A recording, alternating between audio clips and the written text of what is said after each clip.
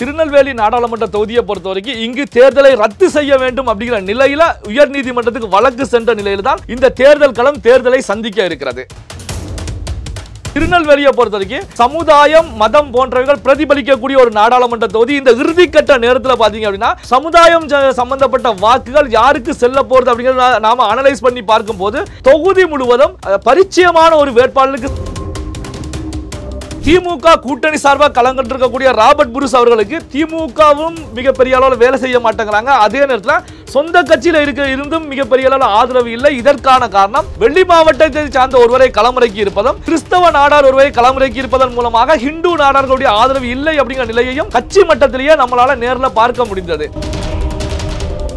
நயினார் நாகேந்திரனை பொறுத்தவரைக்கும் திருநெல்வேலியோட பாரதிய ஜனதா கட்சி வேட்பாளராக களமிறங்கி அவருடைய வியூகங்களை பொறுத்தவரைக்கும் பெரிய அளவில் அவருக்கு கை கொடுக்கக்கூடிய சூழல் திருநெல்வேலியில் நவிக்கிட்டு இருக்கு. அப்போ இந்த திருநெல்வேலி நாடாளுமன்ற தொகுதியில முன்னணியில யார் இருக்கிறாங்க அப்படின்னா பாரதிய ஜனதா கட்சி சார்பாக களமிறங்கி இருக்கக்கூடிய நயினார் நாகேந்திரன் தான் காங்கிரஸ் கட்சியுடைய வேட்பாளர் ராபர்ட் புரூஸை விட மிக பெரிய அளவில் முன்னோக்கி சென்று இந்த தொகுதியை எடுத்துக்கிட்டீங்க அப்படின்னா மும்முனை போட்டியில அதிமுக மூன்றாவது இடத்துக்கு தள்ளப்பட்டு இருமுனை போட்டி ராபர்ட் புரூஸுக்கும் நயினார் நாகேந்திரனுக்கும் இடையில தான் இங்க போட்டி நிலவிக்கிட்டு இருக்கு. இந்த போட்டியை பொறுத்த வரைக்கும் பாரதிய ஜனதா கட்சிக்கு ஒரு சாதகமான தொகுதியாகவே இந்த தொகுதி பார்க்கப்படுகிறது.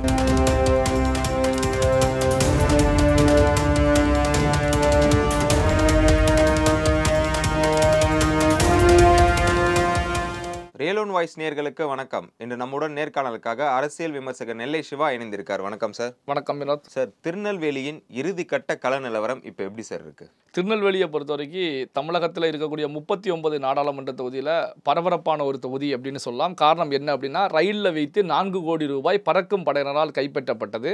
இதைத் தொடர்ந்து அங்கு பாரதிய ஜனதா கட்சி வேட்பாளராக இருக்கக்கூடிய நயினார் நாகேந்திரன் அவருடைய உறவினர் இடங்களில் சோதனைகள் செய்யப்பட்டது. அங்கு பார்த்தீங்கன்னா ராபர்ட் புரூஸ் காங்கிரஸ் கட்சி சார்பாக ராபர்ட் புரூஸ் வேட்புமனு தாக்கல் செய்யும் போது அவருக்கு எதிராக சொந்த கட்சியினரே வேட்புமனு தாக்கல் செய்தது. அதே போல அதிமுக வேட்பாளர் முதல் நிலையில் சிம்லா முத்துச்சோழன் அறிவிக்கப்பட்டு மீண்டும் வேட்பாளர் மாற்றம் செய்யப்பட்டு ஜான்சி ராணி அறிவிக்கப்பட்டது.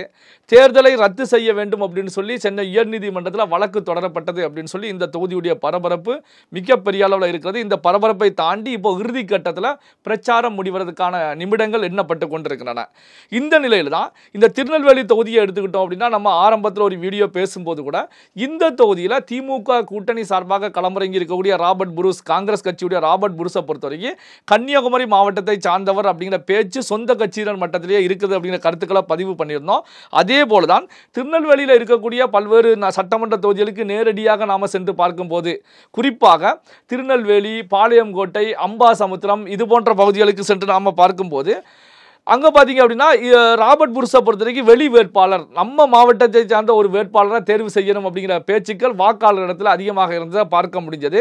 இதை தாண்டி பார்த்தீங்கன்னா இந்த தொகுதியை பொறுத்த வரைக்கும் மும்முனை போட்டி அப்படிங்கிற நிலையில் தான் தொகுதி இருந்துகிட்டு இருக்கு. காங்கிரஸ் கட்சிக்கும் அதிமுகவுக்கும் பாரதிய ஜனதா கட்சிக்கும் இடையில தான் போட்டி.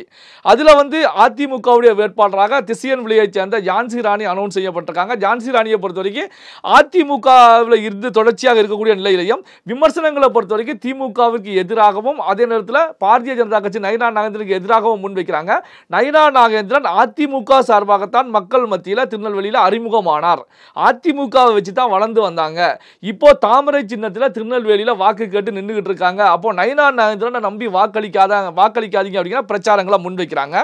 அதே நேரத்தில் ராபர்ட் புரூஸை பொறுத்த வரைக்கும் அவர் வெளி மாவட்டத்தை சார்ந்தவர், சொந்த தொகுதியை சார்ந்தவர் கிடையாது அப்படிங்கிற கருத்துக்களை தான் விமர்சனமாக முன்வச்சுக்கிட்டு இருக்காங்க.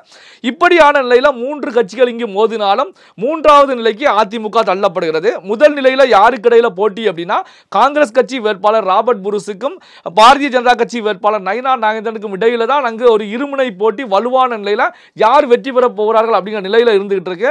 இப்படியான ஒரு நிலையில தான் அங்க களத்தை பொறுத்த வரைக்கும் பார்த்தீங்கன்னா நயினார் நாகேந்திரன் ஏற்கனவே அதிமுகவில் அமைச்சராக இருந்தவர். அமைச்சராக இருந்து ஜெயலலிதா மறைவுக்கு பிறகு உட்கட்சி பூசல் மூலமாகத்தான் அதிமுகவை விட்டு வெளியேறி பாஜகவில் இணைந்து முக்கியமான ஒரு இடத்தை பிடித்து தற்போதைய நிலையில் கேண்டிடேட்டாக அங்கே நின்றுட்டு இருக்காங்க.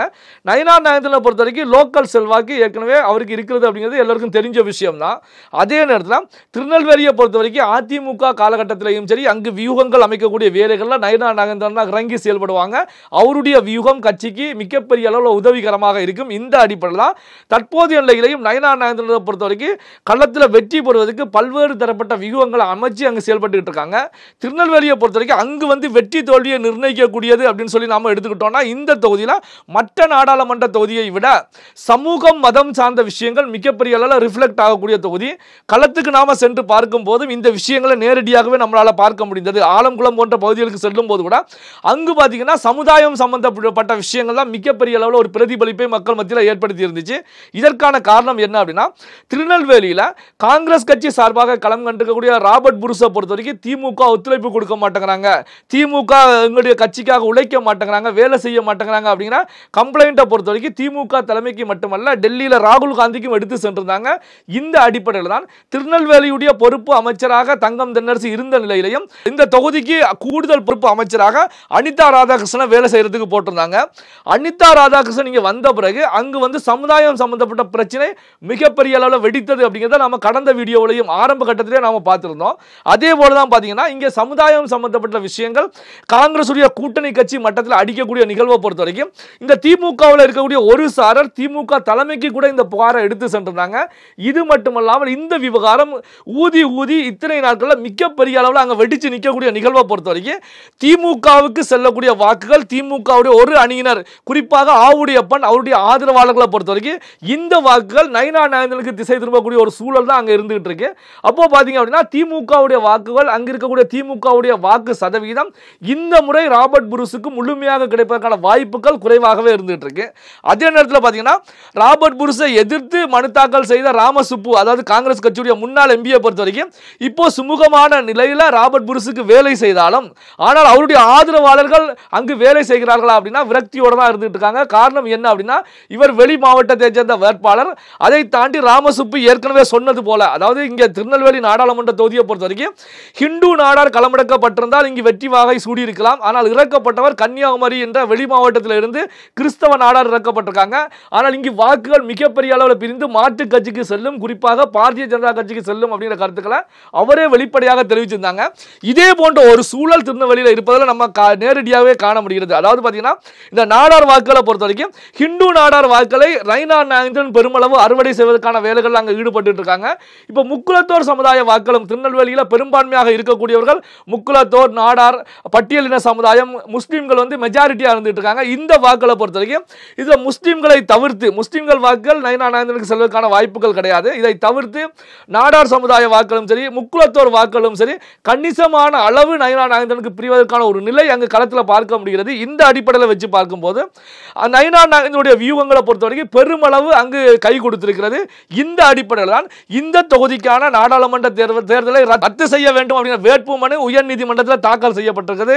இதற்கான காரணம் என்ன அப்படின்னா இந்த தொகுதியில் பாரதிய ஜனதா கட்சி சார்பாக களம் கண்டக்கூடிய நயினார் நாகேந்திரன் முன்னிலையில் முன்னோக்கி செல்லக்கூடிய நிகழ்வு தான். இதை தாண்டி இந்த திருநெல்வேலி நாடாளுமன்ற தொகுதியை பார்த்தீங்கன்னா திமுக வழக்கறிஞர் அணியை பொறுத்த வரைக்கும் வழக்கறிஞர் அணியும் தேர்தல் பார்வையாளரிடம் நயினார் நாகேந்திரனுடைய தகுதி நீக்கம் செய்ய வேண்டும், இந்த தேர்தலில் போட்டியிடாமல் தகுதி நீக்கம் செய்ய வேண்டும் அப்படிங்கிற கருத்துக்களை நேரடியாக சென்று மனுவாக கொடுத்திருக்காங்க. இதற்கு பதிலடியாக பாரதிய ஜனதா கட்சி சார்பாகவும் திமுக அலுவலகத்தில் எவ்வளவு பணம் எடுக்கப்பட்டிருக்கிறது, இது யாருடைய பணம் அப்படிங்கிறத வெளிப்படையாக தெரிவிக்க வேண்டும். இந்த அடிப்படையில் திமுக கூட்டணி சார்பாக களம் கண்டிருக்கக்கூடிய ராபர்ட் புருஸை தகுதி நீக்கம் செய்ய வேண்டும் அப்படிங்கிற மனுவை அவர்களும் தேர்தல் பார்வையாளரிடம் நேரடியாகவே கொடுத்திருக்காங்க.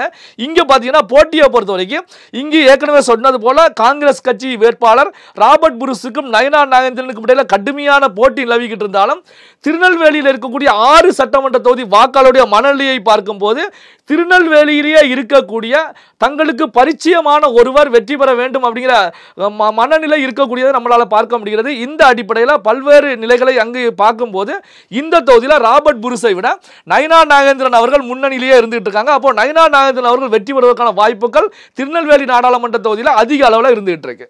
எங்களோடு இணைந்து திருநெல்வேலி தொகுதியின் துல்லியமான கருத்துக்களை பகிர்ந்ததற்கு நன்றி சார். நன்றி.